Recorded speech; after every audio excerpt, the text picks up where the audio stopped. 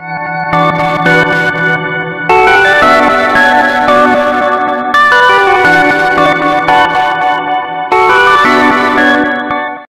Students, welcome to Brain Mentor Academy. और आज हम शुरू करने जा रहे हैं 12th क्लास बायोलॉजी का चैप्टर नंबर 4 का लेक्चर 2, गर्भ निरोधक उपाय, कंट्रासेप्टिव मेथड्स। और उससे पहले यदि आपने हमारे चैनल को सब्सक्राइब नहीं किया है तो प्लीज हमारे चैनल को सबसे पहले सब्सक्राइब करें और बेल आइकन जरूर दबाएं ताकि हमारे अगले वीडियो का नोटिफिकेशन सबसे पहले आपको मिले। तो ठीक है, शुरू करते हैं। इससे पिछले लेक्चर में हमने जनन स्वास्थ्य, जनसंख्या वृद्धि और एमनियोसेंटेसिस के बारे में पढ़ा है और जनसंख्या के बढ़ते हुए कारणों को भी हम पढ़ चुके हैं। और अब हम पढ़ेंगे गर्भ निरोधक उपाय या कंट्रासेप्टिव मेथड्स। ये क्या होते हैं? जनसंख्या को कंट्रोल करने के लिए या गर्भ को रोकने के लिए कुछ उपाय अपनाए जा सकते हैं, जैसे प्राकृतिक उपाय, अवरोधक उपाय, अंतःगर्भाशय युक्ति, गर्भ निरोधक गोलियां, नॉरप्लांट कैप्सूल, बंध्यकरण आदि। तो इसमें हम पढ़ते हैं प्राकृतिक उपाय, नेचुरल मेथड्स। इसमें एक आता है आवधिक संयम, जो कि पीरियोडिक एब्स्टिनेंस होता है। यह विधि अंडाणु एवं शुक्राणु के संगम को रोकने के सिद्धांत पर कार्य करती है। इसमें दंपति माहवारी चक्र के 10वें से 17वें दिन के बीच की अवधि के दौरान मैथुन से बचते हैं, जिसे अंडोत्सर्जन की अपेक्षित अवधि माना जाता है। क्या होता है? जो दंपति होता है वो माहवारी चक्र के 10वें से 17वें दिन के बीच में मैथुन क्रिया से बचता है। क्यों? क्योंकि 14वें दिन ओवम या जो सेकेंडरी oocyte होता है वो रिलीज होता है। तो 14वें दिन से 2-3 दिन पहले और 2-3 दिन बाद तक का जो पीरियड होता है, इसमें दंपति मैथुन क्रिया से बचते हैं। इसे हम बोलते हैं आवधिक संयम या पीरियोडिक एब्स्टिनेंस। अब हम प्राकृतिक उपाय का दूसरा पार्ट पढ़ते हैं, जो होता है बाह्य स्खलन या विथड्रॉल मेथड। इस विधि में पुरुष साथी संभोग के दौरान वीर्य स्खलन से ठीक पहले स्त्री की योनि से अपना लिंग बाहर निकालकर वीर्य सेचन से बच सकता है। इसमें क्या होता है? पुरुष साथी जो होता है संभोग के दौरान वीर्य स्खलन होने से ठीक पहले स्त्री की योनि में से अपने लिंग को बाहर कर लेते हैं और क्या होता है? इंसेमिनेशन या वीर्य सेचन से बच जाते हैं। लेकिन यह विधि एक अच्छी विधि नहीं मानी जाती। पढ़ते हैं प्राकृतिक उपाय का थर्ड पार्ट, स्तनपान अनार्तव, लैक्टेशनल एमेनोरिया। प्रसव के बाद यानी कि एक बेबी के जन्म होने के बाद में स्त्री द्वारा शिशु को भरपूर स्तनपान कराने के दौरान अंडोत्सर्ग और आर्तव चक्र नहीं होता है। प्रसव के कुछ टाइम के बाद तक, लगभग 4 से 6 महीने तक, एक फीमेल को मेंस्ट्रुअल साइकिल बंद हो जाता है। यह अवधि 4 से 6 माह होती है, जिसमें गर्भधारण के अवसर लगभग 0 हो जाते हैं, क्योंकि जब मेंस्ट्रुअल साइकिल नहीं हो रहा है तो अंडोत्सर्ग यानी कि ओवम भी रिलीज नहीं हो रहा है। तो इस स्थिति में गर्भधारण लगभग 0 रहता है। अब हम पढ़ते हैं गर्भ निरोधक उपाय का सेकंड पार्ट, अवरोधक उपाय या बैरियर मेथड। रोध विधियों के अंतर्गत रोधक साधनों के माध्यम से अंडाणु और शुक्राणु को भौतिक रूप से मिलने से रोका जाता है। इस प्रकार के उपाय पुरुष एवं स्त्री दोनों के लिए उपलब्ध हैं।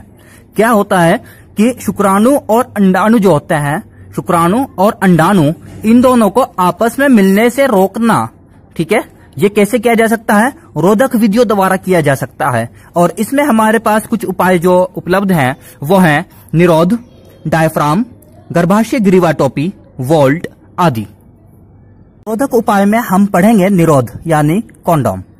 यह पतली रबड़ या लेटेक्स से बनाया जाता है।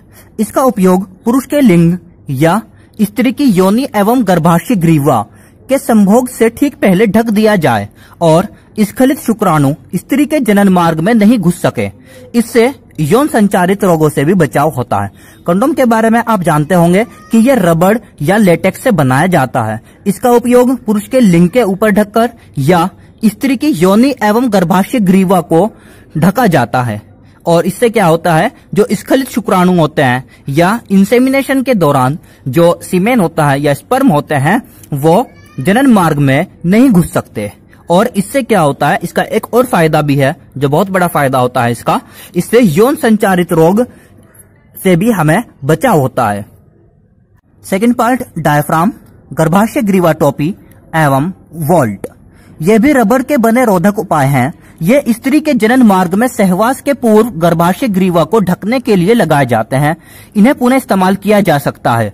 इनके साथ शुक्राणुनाश क्रीम, जेली तथा फोम का भी प्रयोग किया जाता है। डायफ्राम, गर्भाशय ग्रीवा टोपी एवं वॉल्ट, ये तीनों प्रकार के जो रोधक उपाय हैं, ये स्त्री के जनन मार्ग में सहवास के पूर्व गर्भाशय ग्रीवा को ढकने के लिए लगाए जाते हैं और इनको हम फिर से इस्तेमाल कर सकते हैं। और इनके साथ में हम शुक्राणुनाश क्रीम, जेली और फोम, इनका भी प्रयोग किया जाता है। उपाय है अंत्य गर्भाशय युक्ति, IUDs, इंट्रायूटेराइन डिवाइसेस। ये अनुभवी डॉक्टर्स या नर्सों द्वारा योनि मार्ग में लगाई जाती हैं। ये 3 प्रकार की हो सकती हैं, एक औषधि रहित, दूसरी तांबा मोचक और तीसरी हार्मोन मोचक। औषधि रहित में हमारे पास है लिपेज लूप, ये प्रयोग किया जाता है। तांबा मोचक में copper T, copper 7, Multiload 375, copper T, ये भक्षकाणु क्रिया पर कार्य करती हैं।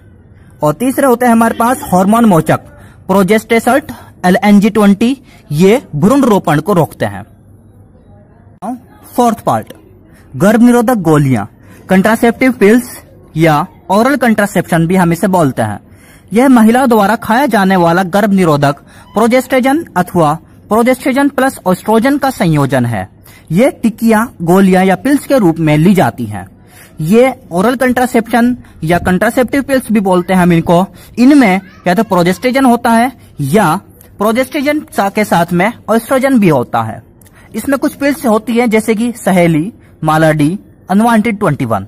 सहेली के अंदर सेंट क्रोमेन साल्ट होता है जिसे लखनऊ की CDRI लैब में बनाया गया है, central drug of research institute. मालाडी, इसमें लिवोनोर्जेस्ट्रेल एंड एथिनिल एस्ट्राडियोल होता है। अनवांटेड 21, इसमें लिवोनोर्जेस्ट्रेल एंड एथिनिल एस्ट्राडियोल होता है। 5th पार्ट, नॉरप्लांट कैप्सूल या इम्प्लांट्स। स्त्रियों द्वारा प्रोजेस्टेजन्स अकेले या एस्ट्रोजन के साथ इसका संयोजन भी टीके या त्वचा के नीचे अंतरोपण यानी इम्प्लांट के रूप में किया जा सकता है। स्त्रियों द्वारा क्या किया जाता है, प्रोजेस्टेजन अकेले में या एस्ट्रोजन के साथ में टीके के रूप में लिया जाता है ये, और इसका कार्य ठीक गर्भनिरोधक गोलियां यानी कंट्रासेप्टिव पिल्स की तरह ही होता है। ये बलात्कार या असुरक्षित यौन संबंधों जैसे आपातकालीन गर्भनिरोधक के रूप में प्रयोग किया जाता है। रेप केसेस में और जो गर्भनिरोधक आपातकालीन यानी कि इमरजेंसी केसेस जो होते हैं उनमें इम्प्लांट्स का प्रयोग किया जाता है और इसके अंदर प्रोजेस्टेजन अकेले होता है या एस्ट्रोजन के साथ में प्रोजेस्टेजन, ये दोनों लिए जाते हैं। इनको टीके के रूप में जब लिया जाता है तो इस प्रोसेस को या इस मेथड को हम इम्प्लांट्स या नॉरप्लांट कैप्सूल बोलते हैं। हम पढ़ते हैं लास्ट गर्भ निरोधक उपाय। यह होता है बंध्यकरण या सर्जिकल मेथड। यह शल्य क्रिया विधि है उन लोगों को सुझाई जाती है जिन्हें आगे गर्भधारण नहीं करना होता। इसमें युग्मक परिवहन पर रोक लगा दी जाती है। शल्य क्रिया विधि तब अपनाई जाती है जब आगे गर्भधारण नहीं करना होता, और इसमें क्या करते हैं हम, युग्मक के परिवहन पर रोक लगा देते हैं। युग्मक यानी कि जो गैमेट्स होते हैं उनके परिवहन पर रोक लगा देते हैं। और ये 2 प्रकार की होती है, एक शुक्रवाहक उच्छेदन यानी वेसेक्टोमी और एक होती है नलिका उच्छेदन यानी ट्यूबिक्टोमी। वेसेक्टोमी मेल के अंदर कराई जाती है और ट्यूबिक्टोमी फीमेल्स के अंदर कराई जाती है। तो सर्जिकल मेथड का पहला पॉइंट हम देखते हैं शुक्रवाहक उच्छेदन या वेसेक्टोमी, जिसे हम पुरुष नसबंदी भी कहते हैं। अंडकोश यानी स्क्रोटम में चीरा लगाकर छोटा सा भाग काटकर निकाल अथवा बांध दिया जाता है। इसमें शुक्राणु निर्माण की प्रक्रिया सामान्य चलती रहती है, किंतु शुक्रवाहिनी के काट दिए जाने से शुक्राणु बाहर नहीं निकल पाते। शुक्रवाहक उच्छेदन या वेसेक्टोमी पुरुष नसबंदी होती है जो कि मेल्स के अंदर की जाती है। स्क्रोटम में चीरा लगाते हैं और शुक्रवाहिनी को काटकर या बांध दिया जाता है या निकाल दिया जाता है। और क्या होता है, इसके वजह से शुक्राणु बाहर मेल की बॉडी से बाहर नहीं निकल पाते हैं। आप यहाँ इस डायग्राम में देख सकते हैं कि स्क्रोटम के अंदर और टेस्टिस के बाहर जो नलिका होती है वास डिफरेंस, उसे कट कर दिया जाता है और बांध दिया जाता है। तब क्या होता है, टेस्टिस के अंदर जो भी स्पर्म या शुक्राणु बनते हैं उनके जो रिलीज होंगे वो वास डिफरेंस से आगे की तरफ नहीं बढ़ पाएंगे, यानी स्पर्म यानी शुक्राणु का जो रास्ता है वो ब्लॉक कर दिया जाता है। आप यहाँ इस डायग्राम में देख सकते हैं ट्यूबिक्टोमी, यानी इसमें क्या होता है कि जो फेलोपियन ट्यूब होती है वो कट कर बांध दी जाती है। तब इसमें ओवरी से जो ओवम रिलीज होते हैं वो फर्टिलाइजेशन की साइट तक नहीं पहुंच पाते हैं, जिससे फर्टिलाइजेशन के चांस खत्म हो जाते हैं। आइए देखते हैं इसकी थ्योरी। अब हम पढ़ते हैं बंधेकरण यानी सर्जिकल मेथड का दूसरा उपाय, जो कि फीमेल्स के अंदर होता है। नलिका उच्छेदन बोलते हैं हम इसे, या ट्यूबिक्टोमी। इसे हम महिला नसबंदी भी कहते हैं, जो कि फीमेल्स के अंदर की जाती है।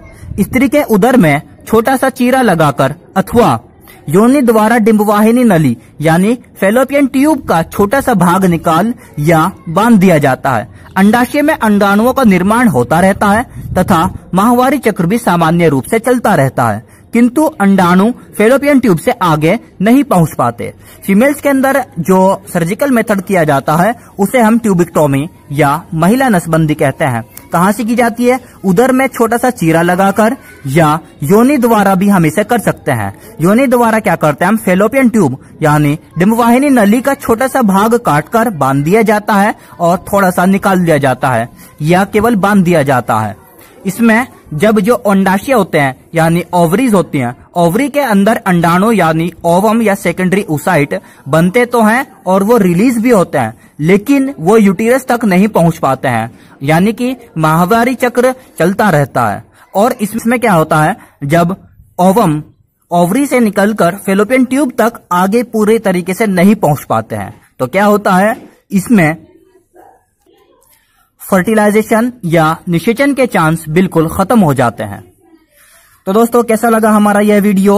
हमें कमेंट्स कर जरूर बताएं और इसे सभी स्टूडेंट्स के साथ में ज्यादा से ज्यादा शेयर करें, ताकि सभी स्टूडेंट्स का फायदा हो सके। और नोट्स टाइप वीडियोस जिसके स्टूडेंट्स को बहुत ज्यादा उम्मीद होती है कि कहीं से मिल जाएं, तो सभी स्टूडेंट्स को ये नोट्स टाइप वीडियोस उपलब्ध हो सकें। हमने आज जो सर्जिकल मेथड या इम्प्लांट्स या ओरल कंट्रासेप्शन या जो बैरियर मेथड्स होते हैं या नेचुरल मेथड्स होते हैं, ये सब गर्भ निरोधक उपाय ये आज कंप्लीट किया है। और अब हम इसके आगे नेक्स्ट वीडियो में मिलते हैं सगर्भता के साथ में, यानी कि मेडिकल टर्मिनेशन ऑफ प्रेगनेंसी ये क्या होता है। यदि आपने हमारे चैनल को अभी तक सब्सक्राइब नहीं किया है तो चैनल को सब्सक्राइब जरूर करें और बेल आइकन जरूर दबाएं। धन्यवाद।